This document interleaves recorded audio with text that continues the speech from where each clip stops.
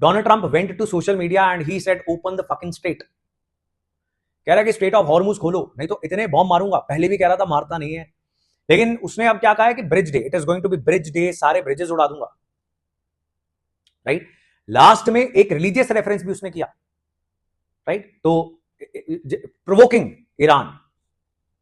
Right, so this is what he has said. Now he might start bombing Iran. Iran को ये bomb करना start कर देगा। उनको बोल रहा है crazy bastards, they can not say we can.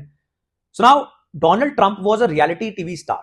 Donald Trump real estate family से आता है। रियल एस्टेट में बार बार बैंकरप्ट हो जाता था।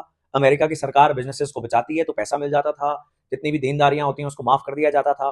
देन ही समहाउ, बिकॉज पैसे की कमी थी, he went into reality shows. उसमें लोग आया करते थे एंड अपना बिजनेस प्रपोजल या whatever they used to discuss, and he used to say you are fired. Deal वगैरह कुछ करता था, ऐसा कुछ चक्कर था। एंड उसकी नेचर में रियलिटी टीवी आ गया हुआ है। अभी वो राष्ट्रपति बन गया दूसरी बार अमेरिका का, but he can not stop. उसके जज्बात जो हैं वो काबू में नहीं रहते हैं। Now this editorial is saying what? This editorial is saying that this is going to harm American foreign policy. Now people might agree with this, people don't agree with this, because लोग कह रहे हैं कि पहले पिछले राष्ट्रपति कौन सा वॉर नहीं करते थे। हर राष्ट्रपति ने ऑलमोस्ट एक वॉर तो स्टार्ट की है, जिसमें अमेरिका 10 साल 15 साल 20 साल तक इतने लोग मरवा के ट्रिलियंस ऑफ डॉलर्स खर्च के फिर वापस ही आया। So what is the point?